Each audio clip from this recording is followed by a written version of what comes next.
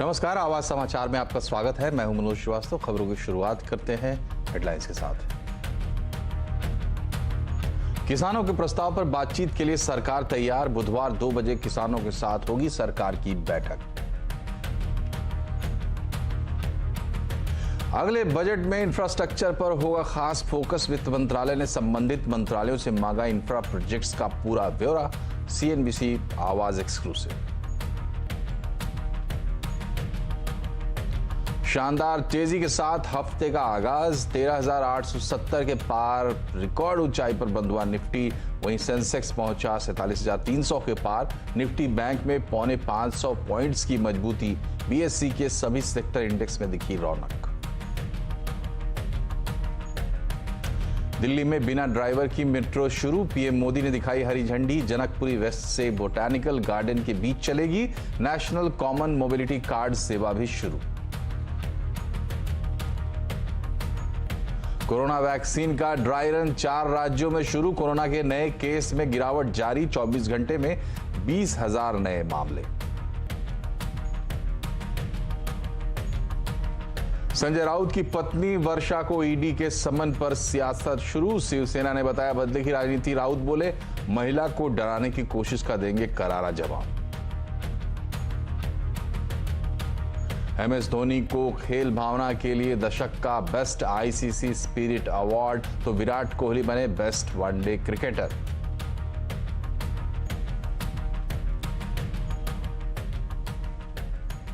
सरकार नए कृषि कानूनों पर किसानों से बातचीत के प्रस्ताव पर राजी हो गई है। बुधवार को 2 बजे किसानों के साथ बैठक होगी। किसानों को चिट्ठी लिखकर सरकार ने MSP, बिजली और पराली कानूनों पर विस्तार से चर्चा के लिए हामी भरी है। अपडेट लेते हैं असीम से। असीम, ये बताइए कि मोटे तौर पर किसानों का जो प्रस्ताव था वो क्या था, सरकार ने क्या स्वीकार किया और बातचीत में क्या उम्मीद है? देखिए, शनिवार को किसानों ने सरकार को अपना प्रस्ताव जो है भेजा था। 4 शर्तें जो है सरकार के सामने किसानों ने रखी थी। पहला कि पूरी तरह से तीनों के तीनों कानून जो है वो निरस्त हो और सरकार इनको निरस्त करने के लिए कैरेट मॉडलिटी जो अपनाएगी उसके बारे में बताइए। दूसरा ये कहा था कि MSP की लिखित गारंटी जो है हमको चाहिए। हम शुरू से लेकर के इसकी बात जो है वो कर रहे हैं, इस पर बातचीत कीजिए। तीसरा ये कहा था कि बिजली कानून जिनका कि किसानों के ऊपर असर पड़ रहा है उसके अंदर आप बदलाव जो है वो कीजिए। और चौथा पराली कानून जो लेकर के आइए जिसमें कि किसानों के ऊपर भारी मात्रा में पेनल्टी जो है वो लग रही है, तो आप इसको भी जो है इसके ऊपर भी चर्चा कीजिए और इसमें भी बदलाव जो है वो कीजिए। तो उसका जवाब जो है सरकार ने जो भेज दिया। सरकार का कहना है कि हम खुली मन और साफ नियत से बातचीत करने के लिए तैयार है। आप 30 तारीख को हमारे पास बातचीत करने के लिए जो आ सकते हैं। हम 3 मुद्दों पर आपसे बातचीत जो है वो करेंगे। पहला, हम जो MSP की गारंटी की आप मांग कर रहे हैं, हम इसके ऊपर आपसे विस्तार से चर्चा जो है वो करेंगे। पराली कानून में आपने बदलाव की बात जो है वो की है, उस पर भी चर्चा जो है वो की जाएगी। और तीसरा जो बिजली कानून है जिसमें कि उचित संशोधन जो है सरकार कर सकती है, उस पर भी बदलाव जो है किया जाएगा। तो सरकार का अभी क्या कहना है कि हम तीनों मुद्दों पर बातचीत करने के लिए जो है वो तैयार है। आप आइए और हमसे बातचीत जो है वो कीजिए। तो अब मीटिंग जो है वो 30 तारीख को होने वाली है।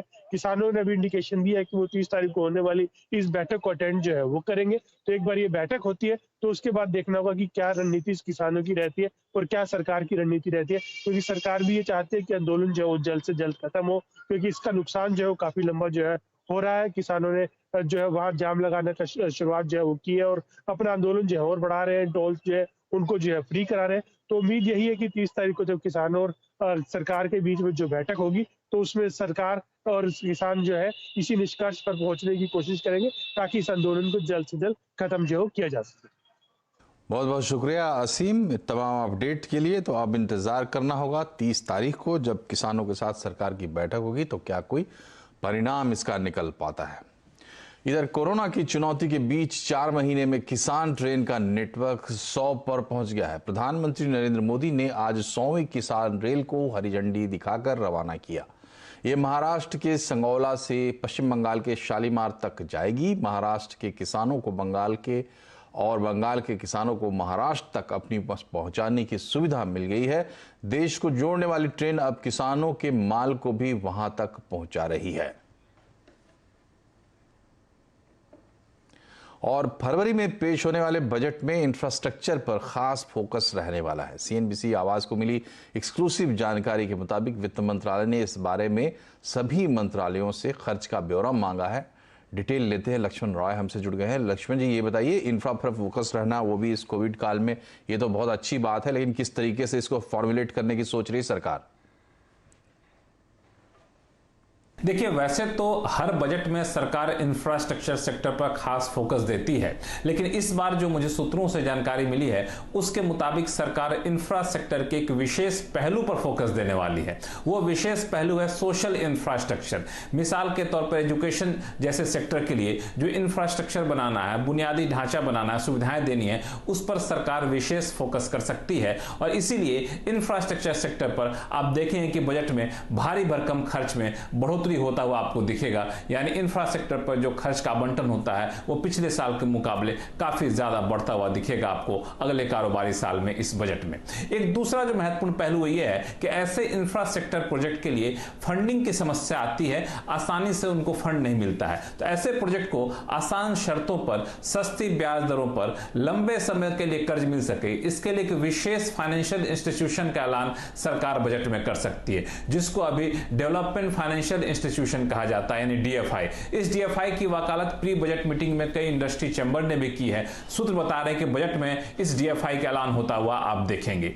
तीसरी महत्वपूर्ण बात यह है कि इंफ्रास्ट्रक्चर को लेकर सरकार इतना ज्यादा संवेदनशील है कि सूत्रों के मुताबिक वित्त मंत्रालय ने सभी संबंधित मंत्रालयों को चिट्ठी लिखी है और पूछा है कि आप बताइए कि अगले कारोबारी साल में कितने प्रोजेक्ट शुरू होने वाले हैं, कितने प्रोजेक्ट ऐसे हैं जो चल रहे हैं और इन प्रोजेक्ट पर खर्च कितना आने वाला है, इसका ब्यौरा दीजिए और फिर इसके लिए पैसा बजट से कितना आपको चाहिए ये बताइए, ताकि इंफ्रास्ट्रक्चर सेक्टर को पैसे की दिक्कत ना हो, यह सुनिश्चित किया जा सके बजट में। तो मुझे लगता है कि इस बार के बजट में अब इंफ्रा का एक खास पहलू देखने को मिलेगा आपको। बहुत बहुत शुक्रिया लक्ष्मण जी। तो बजट में देखना होगा इंफ्रास्ट्रक्चर पर कितना पैसा सरकार लगाती है। इधर 15वें वित्त आयोग के चेयरमैन एनके सिंह ने कहा है कि बजट में सरकार को हेल्थ और एजुकेशन सेक्टर पर खास ध्यान देना चाहिए। उन्होंने ये भी कहा कि फिस्कल डेफिसिट में ढिलाई इस वक्त बरतनी होगी, लेकिन फिस्कल डेफिसिट और फिस्कल कंसोलिडेशन मैप बनाना होगा। सीएनबीसी बजट बिग आइडियाज में आज हम आपको सुनाते हैं वित्त आयोग के चेयरमैन एनके सिंह की क्या राय है। चूंकि यहाँ पे सरकार की तरफ से एक बड़ा मौका आने वाला है, वो है बजट का, और सरकार पहले ही कदम उठा चुकी कई सारी। तो चूंकि आपका अनुभव काफी ज्यादा है, तो मैं एक सवाल पूछूंगा, थोड़े से काल्पनिक होगा लेकिन दिलचस्प होगा आपका जवाब सुनना। वो ये कि अगर आप वित्त मंत्री होते तो अर्थव्यवस्था के लिए इस बार बजट में ऐसा कौन सा एक ब्रह्मास्त्र चलाते? आपने कहा कि एक कौन ऐसा ब्रह्मास्त्र होगा। मेरे जानते एक ब्रह्मास्त्र नहीं, कई ब्रह्मास्त्र का प्रयोग करना होगा। सर्वप्रथम मेरे जानते जिस विषय के ऊपर पहले बात कर रहे थे कि जहां तक फिस्कल डेफिसिट है, उस फिस्कल डेफिसिट के ऊपर एक नया फिस्कल कंसोलिडेशन मैप बनाना। मैं क्यों कह रहा हूं? क्योंकि मान करके चलिए कि इस साल और अगले वर्ष शायद फिस्कल डेफिसिट में कुछ हम लोगों को ढिलाई देनी पड़ी, लेकिन 5 साल का जो रोड मैप रहेगा, जैसे लोग अर्थशास्त्री कहते हैं कि किसी राह को छोड़ना आसानी है, उस राह में वापस आने में बराबर कठिनाई होती है। जैसे अंग्रेजी में मैं ज्यादा कठिनाई होती है। अंग्रेजी में मैं कहूं, easier to exit fiscal consolidation, more difficult to re-enter fiscal consolidation। तो ये तो एक लक्ष्य होना चाहिए। और प्रधानमंत्री जी ने कई बार कहा है, उनका विश्वास इस पे रहा है कि जो हम लोगों की जैसे मैक्रो इकोनॉमिक स्टेबिलिटी करते हैं वो बना रहे। एक तो ये। दूसरा, मेरी अपेक्षा रहेगी कि जो व्यय हो वो व्यय नए प्राथमिकता के अनुकूल हो। क्या प्राथमिकता? स्वास्थ्य के दृष्टिकोण से, इंफ्रास्ट्रक्चर के दृष्टिकोण से, और सोशल क्षेत्र में विशेषकर मैं कहूं तो ये जो न्यू एजुकेशन पॉलिसी आई है, उसमें भी आवश्यकता है कि व्यय में वृद्धि हो।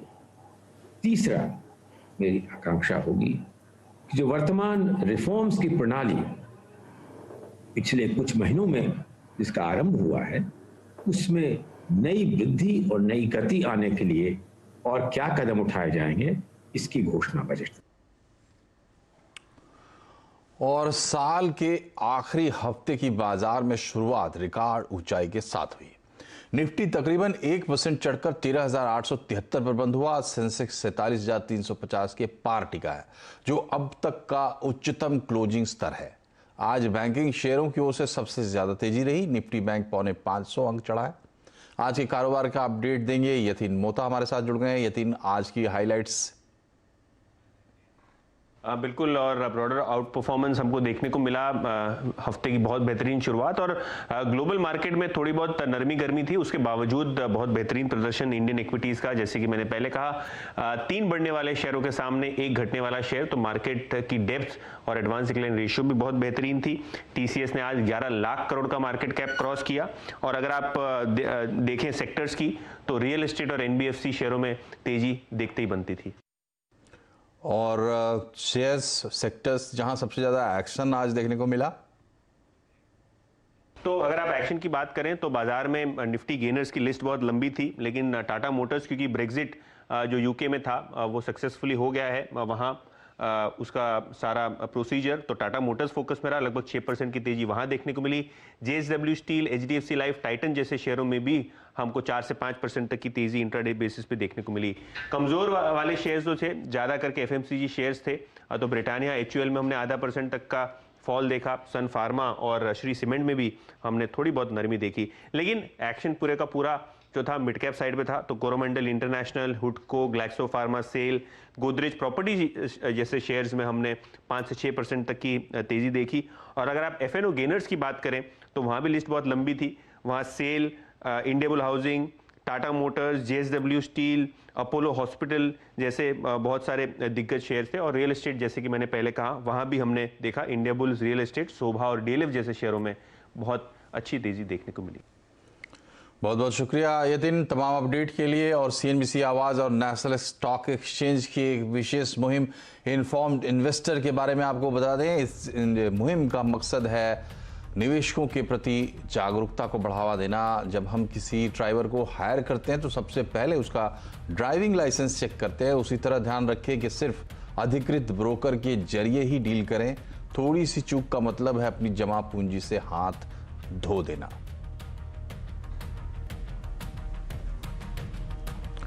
और आज से देश के 4 राज्यों पंजाब, गुजरात, आंध्र प्रदेश और असम में कोविड वैक्सीन के लिए ड्राई रन शुरू हो गया है। इस दौरान वैक्सीन के लिए कोल्ड चेन से लेकर लोगों को टीका लगाने और कोविन मोबाइल ऐप पर रजिस्ट्रेशन सबका जायजा लिया जा रहा है। सबको आजमा के देखा जा रहा है। वैक्सीन के ड्राई रन के लिए 5 सेशन रखे गए हैं। हर सेशन में 25 हेल्थ वर्कर्स हैं। सोशल डिस्टेंस का पालन भी किया जा रहा है। We've got 40 to 50 million doses already made. We're producing more every week.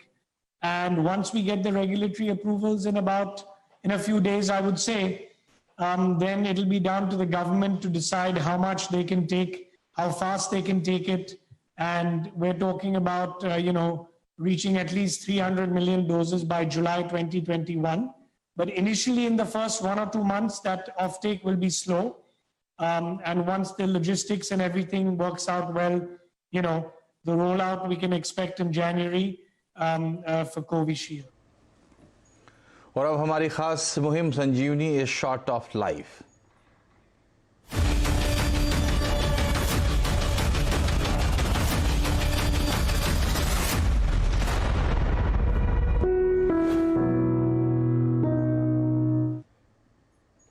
तो कोविड-19 में पूरे देश ने एक होकर संकट से लड़ाई शुरू की। अब जबकि हम वायरस को हराने की तरफ बढ़ रहे हैं, वैक्सीन ड्राइव में हम सबको अपना पूरा जोर लगाना है। हमारा campaign Sanjeevani is shot of life इस विश्वास पर आधारित है कि no one is safe unless everyone is safe. लक्ष्य है हर भारतीय को वैक्सीन का अधिकार मिले और वैक्सीन भी मिले। नेटवर्क 18 के साथ बने रहें। कोविड-19 के खिलाफ जंग में ये कैंपेन एक जन आंदोलन की तरह आने वाले कुछ महीनों तक चलेगा। और दिल्ली में आखिर पहली बिना ड्राइवर वाली मेट्रो ट्रेन आज चल पड़ी। प्रधानमंत्री मोदी ने वीडियो कॉन्फ्रेंस से इसे हरी झंडी दिखाई। मैजेंटा लाइन पर जनकपुरी वेस्ट से बोटानिकल गार्डन के बीच बिना ड्राइवर के मेट्रो रफ्तार भरेगी आज से शुरू हो गया। दुनिया के 6 देशों में पहले से ही बिना ड्राइवर के मेट्रो चल रही हैं। इसके साथ ही अब भारत उन 7 देशों की लीग में शामिल हो गया है, जहां ड्राइवरलेस मेट्रो सेवा है। इसके अलावा पीएम मोदी ने एयरपोर्ट एक्सप्रेस लाइन पर नेशनल कॉमन मोबिलिटी कार्ड सेवाओं की भी शुरुआत की। पीएम ने बताया कि 2025 तक देश में 25 शहरों में मेट्रो चलाने की योजना है। फिलहाल देश में 18 शहरों में मेट्रो चल रही है। नेटवर्क 18 और विस्पर ने एक बेहद खास कैंपेन पीरियड ऑफ प्राइड, एक स्वच्छ सोच के साथ हाथ मिलाया है। कैंपेन की शुरुआत क्यों की गई है, ये समझने के लिए कुछ आंकड़े देखिए। 56% भारतीय महिलाएं मेंस्ट्रुएशन को एक टैबू मानती है। 42% महिलाएं केमिस्ट से सैनिटरी पैड खरीदने में असहज महसूस करती हैं। 38% महिलाओं ने अपने पीरियड्स को एक चोट या बीमारी के साथ जोड़कर देखा है। सबसे हैरान करने वाला सच यह है कि भारत की पीरियड्स वाली 40 करोड़ महिलाओं में से सिर्फ 20% सैनिटरी पैड का इस्तेमाल करती है। हमारा कैंपेन एक कोशिश है नई पीढ़ी को मेंस्ट्रुएशन हाइजीन मैनेजमेंट से परिचित कराने और इसके बारे में शिक्षित करने का, ताकि जागरूकता बढ़े।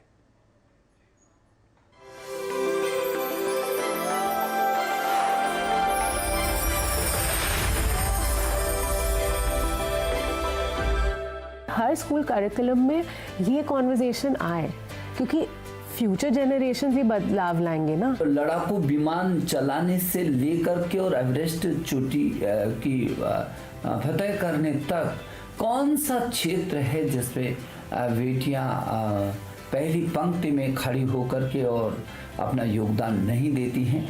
अब उनकी बहुत सारी समस्याएं हैं, परेशानियां हैं। उन परेशानियों और समस्याओं को ये पूरा समाज, जो परिवार का व्यक्ति और समाज के लोग हम यदि महसूस करें तो उसमें कई गुना ताकत और बढ़ जाएगी।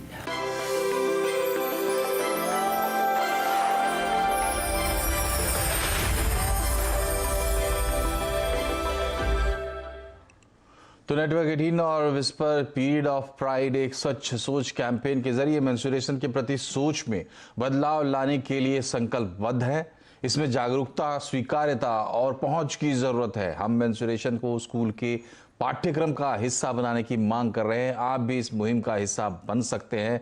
हमारे वेबसाइट periodofpride.com पर जाएं और पिटीशन साइन करें। अभी वक्त है छोटे से ब्रेक का, लेकिन खबरें और भी है, बने रहिए आवाज के साथ।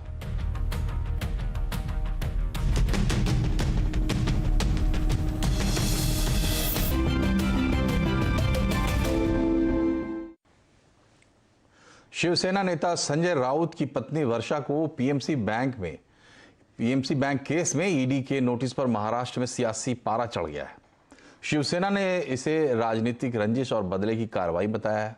संजय राउत ने कहा है कि ईडी ने जो पेपर मांगा था वो उन्होंने मुहैया करा दिया है, लेकिन जिस तरह से शिवसेना नेताओं को निशाने पर लिया जा रहा है वो राजनीति है।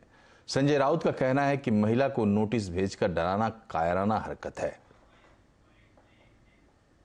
ये सब राजनीति से प्रेरित है। 10 साल पुरानी एक केस को निकाला है ईडी ने, 10 साल पुरानी। देखिए, हम मिडिल क्लास लोग हैं। मेरी पत्नी एक शिक्षिका है। उसने अपने एक दोस्त से 10 साल पहले 50 लाख का कर्जा लिया है। वो पूरा कर्जा हमने इनकम टैक्स को दिखाया है, वो हमने राज्यसभा के एफिडेविट में दिखाया है। अगर आप मेरे राज्यसभा के जो प्रॉपर्टी के एफिडेविट होते हैं, हमने कोई छुपाई ये बात नहीं है। 50 लाख का जो हमारा लोन है वो हमने दिखाया है। तो ईडी को क्या तकलीफ है या भारतीय जनता पार्टी को क्या तकलीफ है उसमें? मैं नहीं डरने वाला। उनको भी पता चलेगा किससे पंगा लिया है।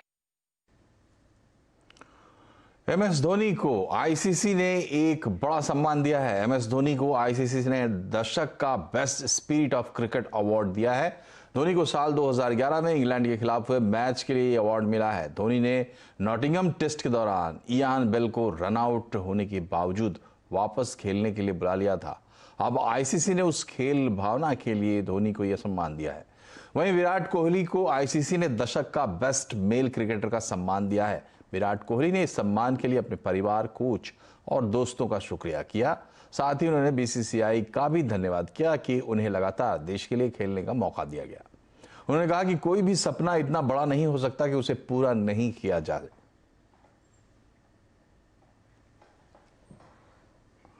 इन्वेस्टमेंट को लेकर आप हमेशा एहतियात बरतते हैं। बाइक और गाड़ी चलाते वक्त तो ये सावधानी और ज़रूरी हो जाती है।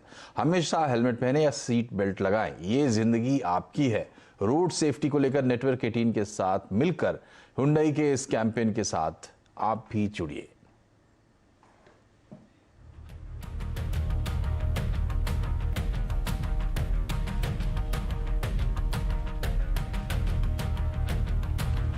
और शिमला में सीजन की पहली बर्फबारी हुई है। इस वक्त पूरा शिमला बर्फ से ढक गया है। टूरिस्ट भी खूब बर्फबारी का मजा उठाने के लिए आ रहे हैं। इस वक्त होटल भी वहां भरे हुए हैं।